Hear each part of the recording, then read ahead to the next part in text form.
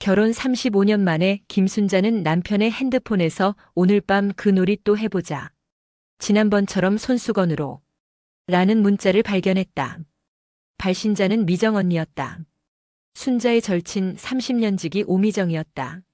순자의 손이 떨렸다. 그 놀이? 손수건? 도대체 55살과 65살이 무슨 짓을 하고 있는 건가? 순자는 계속 스크롤을 내렸다. 당신 목소리로 순자야 미안해 하면서 울게 만드는 게 제일 흥미진진해요 키읔키읔. 아, 그리고 다음엔 순자 사진도 가져와요. 그걸로도 재밌는 게임 생각해뒀거든요. 순자는 토할 것 같았다. 자신의 사진으로 무슨 변태적인 짓을 하겠다는 건가? 35년간 성실하게 살림만 했던 자신을 조롱거리로 만들어 쾌락을 느끼고 있었던 것이다. 더 충격적인 건 그 다음 문자였다. 순자 아직도 모르고 있죠? 바보같이 키읔키읔 20년 전 당신이 사업 말아먹었을 때도 내가 위로해줬는데 그때부터 우리 사이인 거 순자는 꿈에도 모르잖아요. 진짜 한심해 죽겠어요. 20년이라고? 순자의 머리가 하얗게 변했다. 철수가 사업 실패로 좌절해 있을 때 미정이가 밤마다 와서 위로해줬던 기억이 났다. 그때 순자는 고마워했다. 친구가 남편을 위로해주니 얼마나 든든했던가. 그런데 그게 불륜의 시작이었다니. 참, 순자 생일 선물로 산 목걸이도 사실 내가 고른 거잖아요. 취향 몰라서 내가 대신 골라줬죠.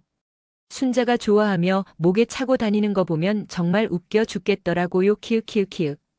순자는 목에 찬 진주 목걸이를 만졌다. 작년 생일에 철수가 처음으로 선물해줘서 그렇게 기뻐했는데 남편의 마음이 아니라 불륜녀의 선택이었다니. 문자는 계속 이어졌다. 오늘도 순자가 여보 조심히 다녀와 했죠? 진짜 바보 아닌가 싶어요. 남편이 불륜녀 만나러 가는데 조심히 다녀오라니. 당신도 참 대단해요.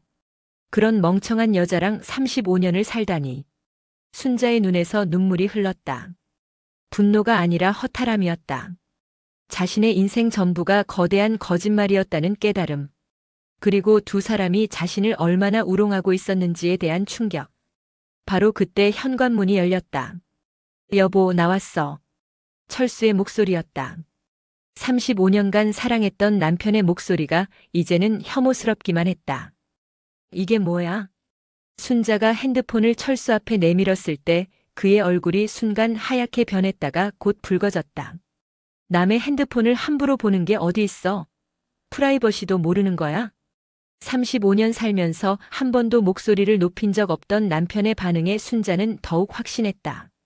미정이와 20년째라고. 내가 당신 사업 실패했을 때 위로해준다고 밤마다 와서. 그만해. 지난 일 들춰내서 뭐 하려고 그래.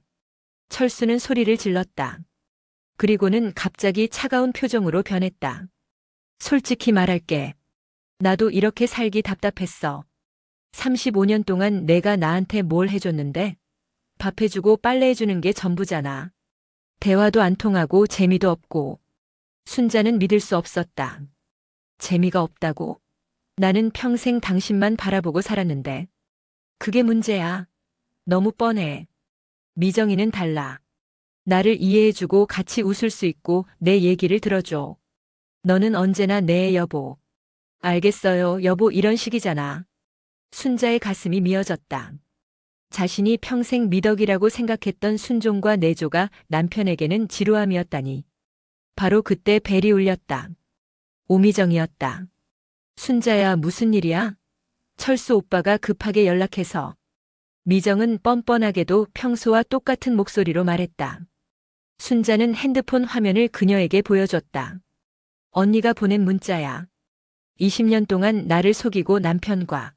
미정의 표정이 순간 굳어졌다가 곧 한숨을 쉬었다. 순자는 그날 밤부터 잠을 이루지 못했다. 35년 인생이 통째로 거짓말이었다는 사실보다 두 사람이 자신을 완전히 바보 취급하며 앞으로도 그럴 거라는 게 더 분했다. 사흘째 되는 날 순자는 집 근처 법무법인에 전화를 걸었다. 이혼 상담 받고 싶은데요. 네, 한도훈 변호사님께서 상담해 드릴 수 있습니다. 언제 오실 수 있으세요? 1시간 후 순자는 처음 보는 변호사 앞에 앉아 있었다. 한도훈은 40대 후반에 차분해 보이는 남성이었다. 20년간 불륜이었다고요? 한도훈이 순자의 이야기를 듣고는 안경을 벗고 닦았다. 그런데 부인께서는 정말 몰랐다는 거군요? 네. 바보 같죠? 아닙니다. 믿는 사람이 바보가 아니라 믿음을 배신한 사람이 나쁜 거예요. 한도훈의 말에 순자는 처음으로 위로받는 기분이었다. 그런데 변호사님, 제가 정말 궁금한 건 저희 집 재산이 얼마나 되는지도 잘 모르겠어요. 남편이 사업하면서 통장 관리도 다 하고. 그럼 일단 재산 현황부터 파악해야겠군요. 혹시 남편분 통장 비밀번호 아세요? 모르는데.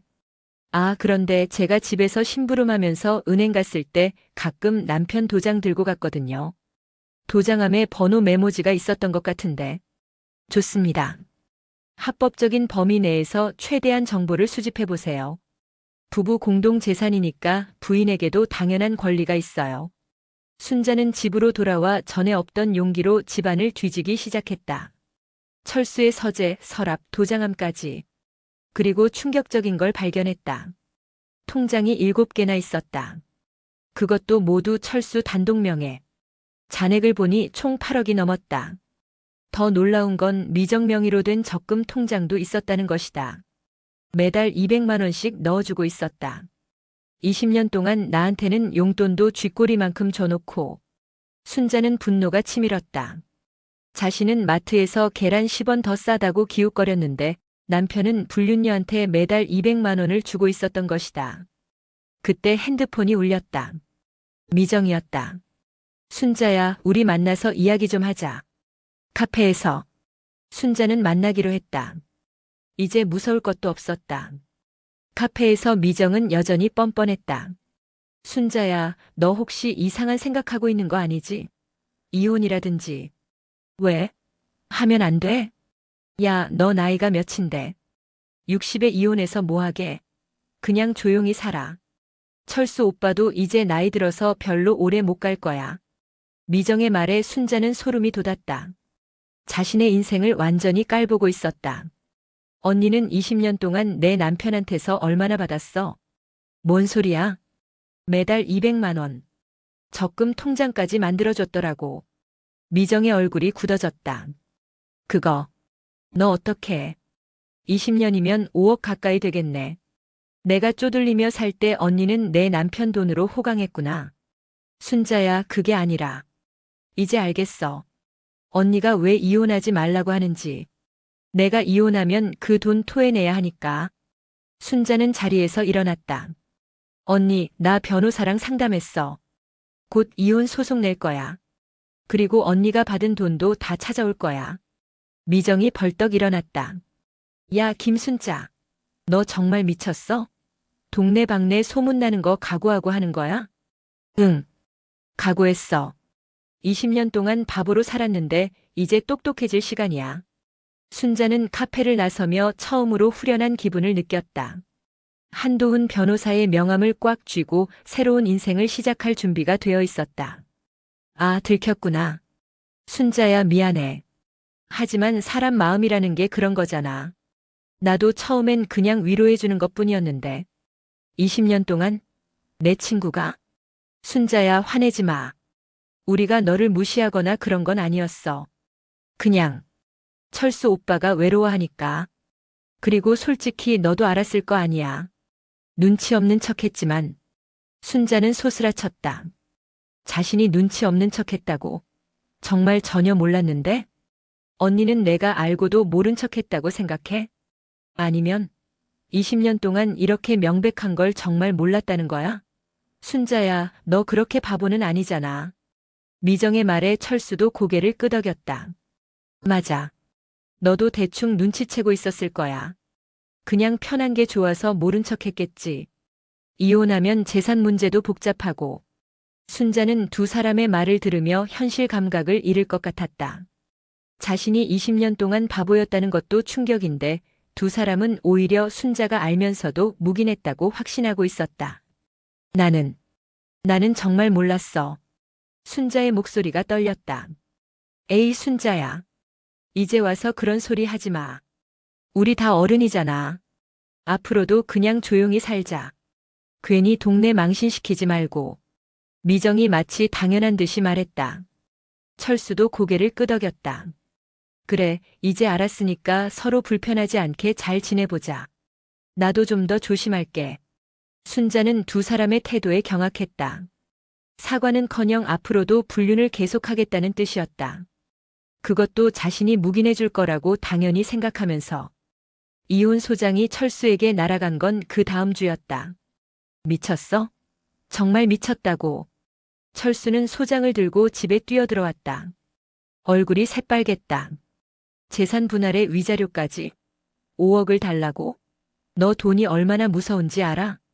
당신이 미정이한테 준 돈만 생각해봐도 그 정도는 받을 권리가 있어. 순자는 의외로 차분했다. 한도훈 변호사와 몇 번 상담하면서 자신감이 생겼다. 그리고 재산 은닉한 것도 다 알아. 미정이 명의 적금, 계열사 통장까지.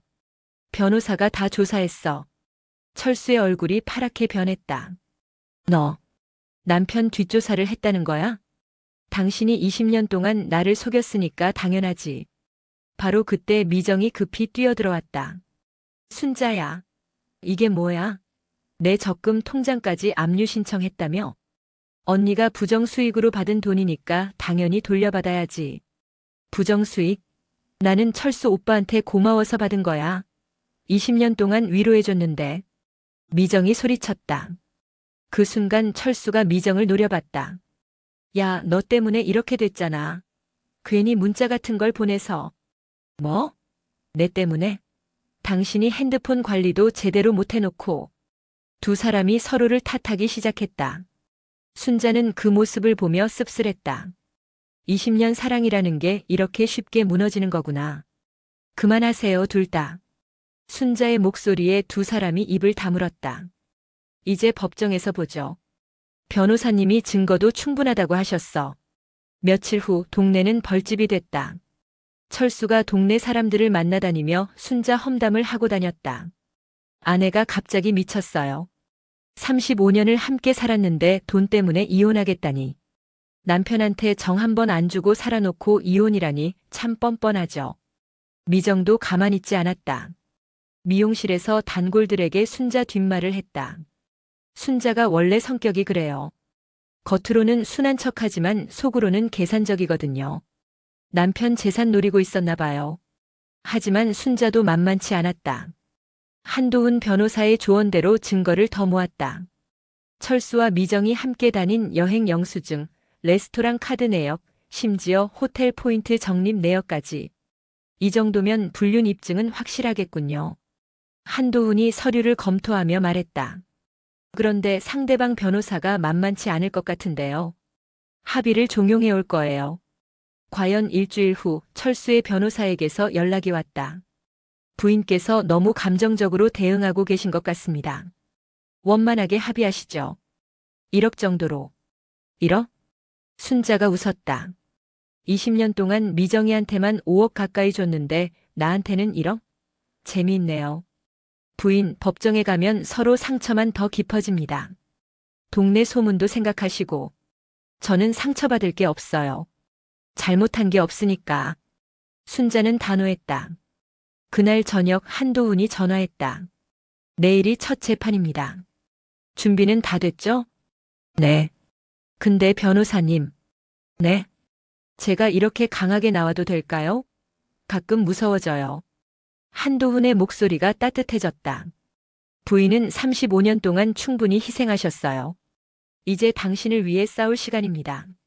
제가 도와드릴게요. 순자는 전화를 끊고 거울을 봤다. 60세의 얼굴이었지만 그 어느 때보다 살아있는 눈빛이었다. 법정에서의 승부는 예상보다 빨리 끝났다. 20년간 지속된 불륜 관계가 명백히 입증되었고 재산 은닉과 배우자 기만 행위가 확인되었습니다. 판사의 판결문이 읽혀졌다. 피고는 원고에게 위자료 2억과 재산 분할금 3억, 총 5억을 지급하라. 철수의 얼굴이 흑빛이 되었다. 미정은 아예 법정에 나오지도 않았다. 또한 제3자인 오미정 씨가 받은 부정수익 4억 8천만 원도 반환하라. 순자는 믿기지 않았다. 정말 이겼다니. 법정을 나서며 한도훈이 말했다. 수고하셨어요. 정의가 승리했습니다. 변호사님 덕분이에요. 아니에요. 부인의 용기 덕분입니다. 한 달 후 순자는 새 아파트로 이사를 했다. 작지만 깔끔한 투룸이었다. 35년 만에 온전히 자신만의 공간이었다. 그날 저녁 미정에게서 전화가 왔다. 순자야.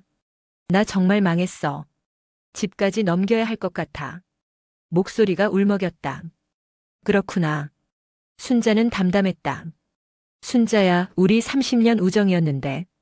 정말 용서 안 해줄 거야? 언니, 나를 30년 동안 바보로 여겼잖아. 그게 우정이야? 이제 각자 살아가자. 순자는 전화를 끊었다. 며칠 후 들리는 소식에 의하면 철수와 미정은 서로를 원망하며 헤어졌다고 했다. 철수는 원룸으로 이사했고 미정은 미용실을 정리하고 고향으로 내려갔다는 소문이었다. 20년 불륜의 결말치고는 너무도 허무했다. 어느 가을 저녁 순자는 집 근처 카페에서 한도훈과 마주 앉아 있었다. 법적 문제는 모두 끝났지만 가끔 이렇게 차를 마시며 이야기를 나누곤 했다. 요즘 어떠세요? 좋아요. 처음엔 외로울 줄 알았는데 오히려 평온해요. 그렇군요. 혼자 사는 게 어떤가요? 신기해요. 아무도 눈치 안 보고 살 수 있다는 게 60년 살면서 처음이에요. 한도훈이 미소 지었다. 앞으로 뭐 하고 싶으신 게 있으세요? 여행? 35년 동안 남편 눈치 봐서 못 갔던 곳들 가보고 싶어요. 그리고 취미도 배워보고. 좋은 생각이네요. 둘은 잠시 편안한 침묵에 빠졌다. 창밖으로 노을이 지고 있었다. 변호사님은 이혼 전문이시잖아요. 저 같은 사람 많이 보셨죠? 네. 하지만 부인같이 용감하게 새 출발하시는 분은 많지 않아요. 용감하다니요. 저는 그냥 더 이상 바보로 살기 싫었을 뿐이에요. 그게 가장 큰 용기예요. 한도훈의 말에 순자는 고개를 끄덕였다. 집으로 돌아가는 길 순자는 거울 속 자신을 봤다. 60세의 얼굴에는 주름이 있었지만 눈빛만큼은 20대처럼 생기가 넘쳤다. 핸드폰에서 메시지 알림이 왔다. 한도훈이었다. 오늘 대화 즐거웠습니다. 혹시 시간 되시면 다음 주 전시회 함께 보실래요? 순자는 잠시 망설이다가 답장을 보냈다. 좋아요. 그리고 혼자 웃었다. 새로운 시작이었다. 이 이야기를 읽어주셔서 고맙습니다. 혹시 여러분 주변에도 순자 같은 분이 계신가요? 아니면 여러분 자신이 그런 상황에 계신 건 아닌가요? 나이는 숫자일 뿐입니다. 60세든 70세든 새로운 인생을 시작하기에 늦은 때란 없습니다. 때로는 용기를 내어 더 이상 바보로 살지 않겠다고 선언하는 것이 가장 아름다운 선택일 수 있어요. 여러분 모두 순자처럼 당당하고 행복한 인생을 사시길 바랍니다. 그리고 기억하세요. 진짜 사랑은 상대방을 존중하고 소중히 여기는 마음에서 시작된다는 것을 말이에요. 언제든 새로운 시작을 두려워하지 마세요. 여러분은 그럴 자격이 있는 소중한 분들입니다.